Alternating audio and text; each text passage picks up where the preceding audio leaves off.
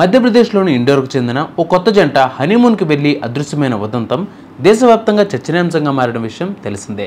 అయితే ఈ కేసులో బిగ్ ట్విస్ట్ చోటు చేసుకుంది. భర్త రాజా రఘువంశీని భార్య సోనం సుపారీ ఇచ్చి చంపించినట్లు పోలీసుల ప్రాథమిక దర్యాప్తులో తేలింది. ఈ కేసుకు సంబంధించి మేఘాలయ పోలీసులు సోనం సహా 3 వ్యక్తులను అదుపులోకి తీసుకున్నారు. మరొకరి కోసం గాలిస్తూ ఉన్నారు.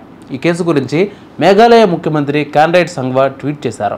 ఇండోర్ రాజా రఘువంశీ హత్య కేసులో మేఘాలయ పోలీసులు పెద్ద విజయం సాధించారని తెలిపారు. మధ్యప్రదేశ్కు చెందిన 3 దాడి చేసిన వ్యక్తులను అరెస్ట్ చేశారు. మహిళ లొంగిపోయింది.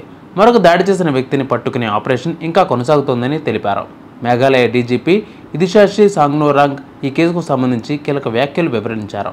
ఇండోర్కు చెందిన రాజా రఘువంశీ హత్య కేసులో ఆయన భార్య సోనం సహా 4గురిని అరెస్ట్ చేసినట్లు తెలిపారు. సోనంకు ఎటువంటి గాయాలు కాలేదు. ఆమె పూర్తిగా క్షేమంగా ఉంది. ప్రస్తుతం పోలీసులు ఆమెను యూపీలోని గాజీపూర్లోని వన్ స్టాప్ సెంటర్లో ఉంచారని అన్నారు. అసలేం జరిగింది అనే విషయాలు కొంచెం షార్ట్కట్లో చెప్తాను వినండి. రాజా రఘువంశీ కుటుంబం మధ్యప్రదేశ్లోని ఇండోర్లో ట్రాన్స్పోర్ట్ వ్యాపారం చేస్తున్నారు. మే 11న రాజా రఘువంశీతో సోనంకు వివాహం జరిగింది.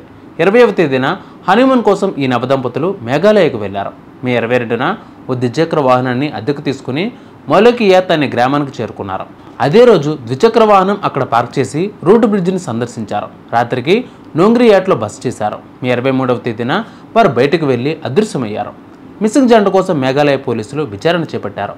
జూన్ 2న సోహ్రాలోని ఓ జలపాతం సమీపంలో రాజా రఘువంశీ మృతదేహం లభ్యమైంది.